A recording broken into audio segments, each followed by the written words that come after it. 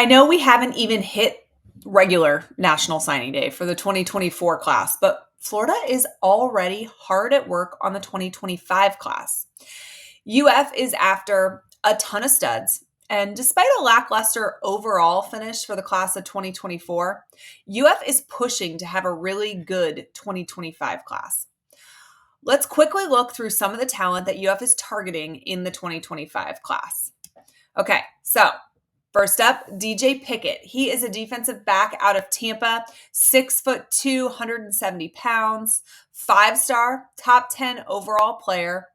There has been lots of communication with Picket and this staff. They really, really like him. They like his size. They like his speed. Obviously, a top 10 overall player is something that you have to go after, but then you add that he's right in your backyard in Tampa, and it's almost like you can't lose him, right?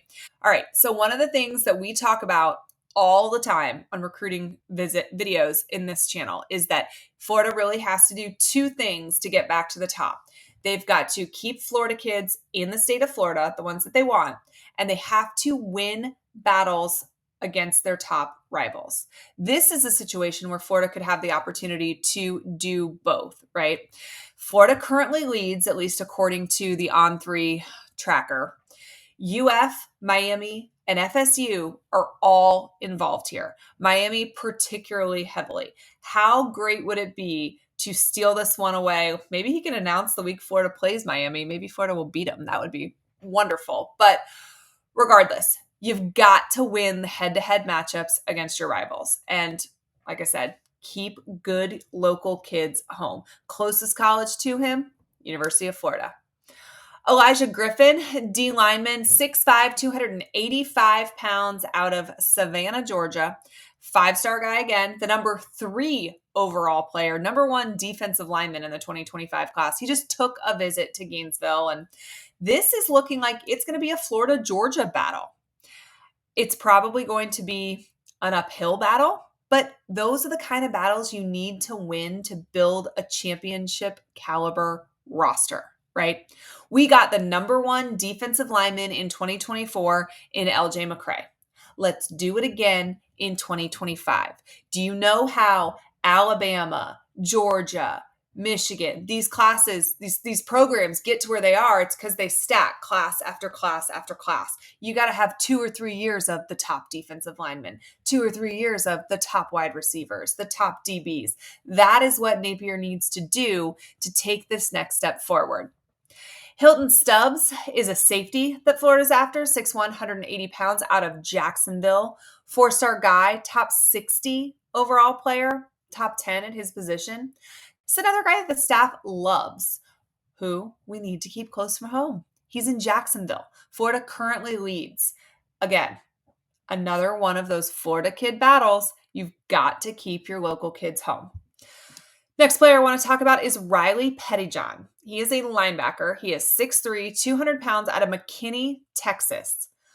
4-star guy, top 60 overall, top 10 linebacker. This currently is a Florida-Texas battle. Now, this could be a little bit more personal to the staff than some of these other things. Florida has lost some battles versus Texas last year. They've also won some, but Xavier Filsaime comes to mind. That's a kid that was committed to Florida for a pretty long time, and the week before early signing day flipped to the Longhorns. Gators are probably not going to forget that. The Texas Longhorns are making the jump to the SEC this upcoming season, so it becomes an in-conference battle as well. These are the battles that Florida is going to have to win if they want to be a New Year's Six team and beyond. Next up, Nathaniel Aosu Boateng. That is a mouthful.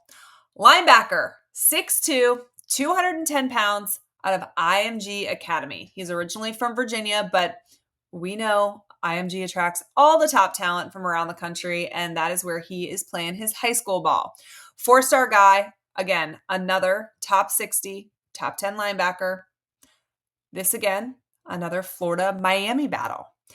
The Gators currently lead for him as well. Can y'all imagine if Florida really hits on these guys that they lead for right now? That's going to be a heck of a class if it happens. Let's keep the IMG Gators pipeline going. There used to be, a rumor years ago that IMG just doesn't send talent to Gainesville, right? And maybe those relationships weren't there or whatever, but they're there now. And IMG players are coming to Gainesville. We need to keep that path open. We need to keep getting guys from IMG. They develop some of the top talent in the country. Taros Alfred, linebacker, 6'2", 210 pounds, out of Vero Beach, Florida. So again, another really close kid to Gainesville. 4-star, top 100 overall, top 10 linebacker. Florida holds the lone 247 crystal ball, but Ohio State leads in the RPM. So this is an interesting battle, right? Whose intel is more correct? And there's a long way to go before these kids sign, whether they sign at early signing day or regular signing day. It's still, both are a long way away, but one to keep an eye on. Darl Johnson is an athlete out of Eastman, Georgia, 6'1", 200 pounds, 4-star guy, another top 100 athlete. Supposedly he is a heavy FSU lean right now, but Florida wants this guy.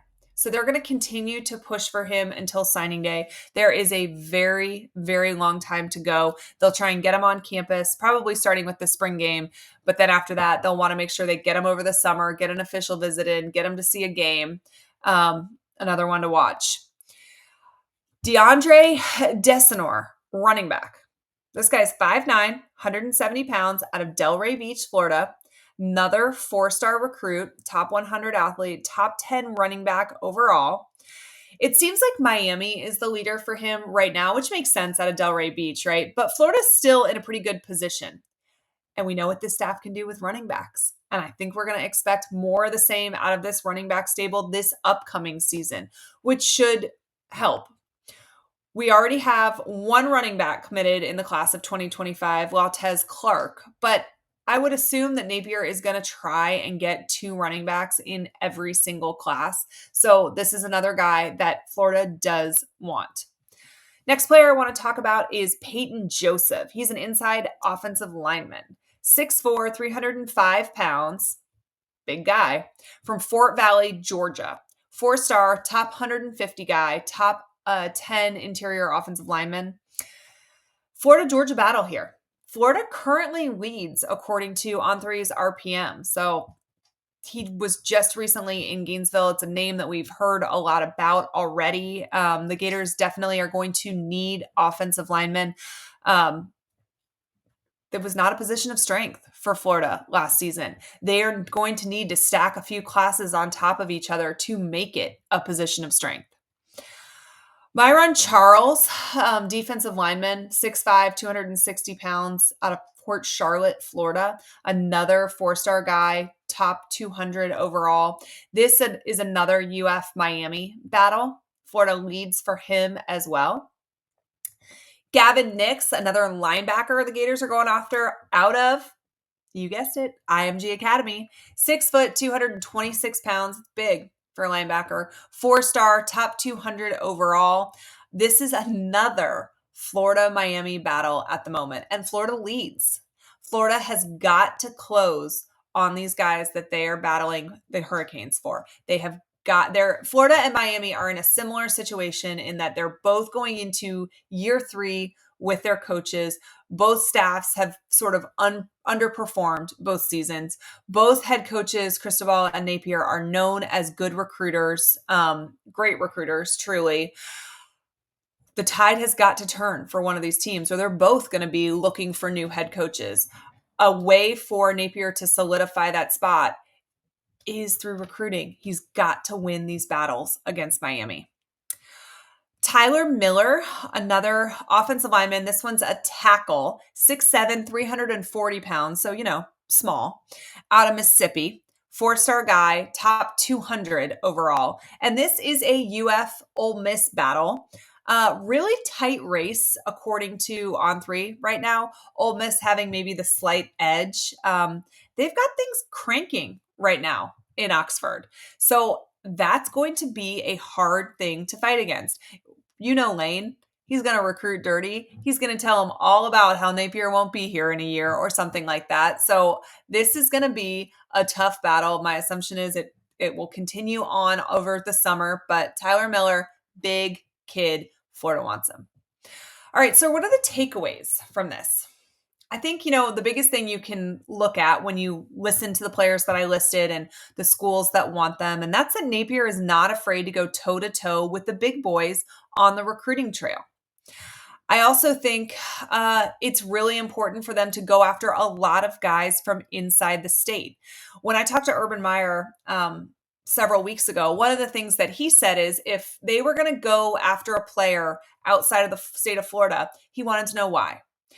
Why is this guy worth it? Why is he better than the talent that I can find at home, recruit, and be home at the dinner table, right? And he just said that the state of Florida is so rich in talent that it would have to be a special player to be willing to leave the state. Now, this list is filled with some special kids, several of them from out of state, but it's just interesting to think about. And the amount of Florida boys that Napier is going after in 2025 makes me think he understands that concept too. 2023 obviously ended poorly.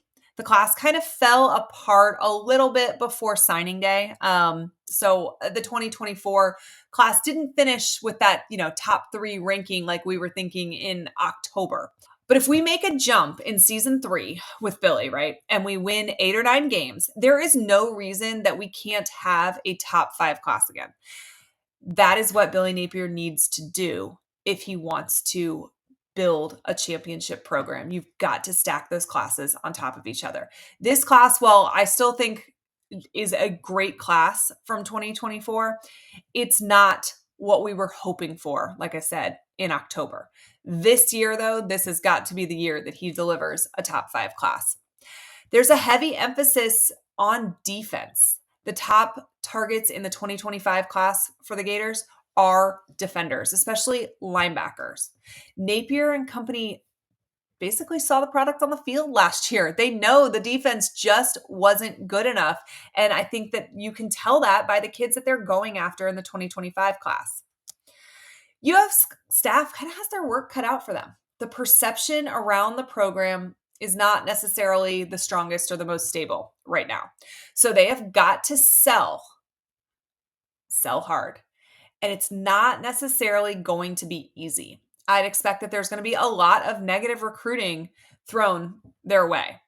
But negative recruiting hits everybody.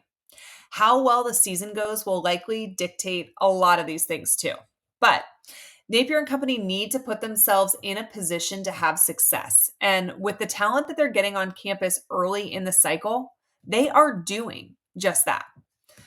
All right, guys, thank you so much for watching and as always for supporting the channel. If you have not hit that subscribe button, do it. I'm only 400 subs away from 10,000. Let's get there. I appreciate all of you. And as always, go Gators.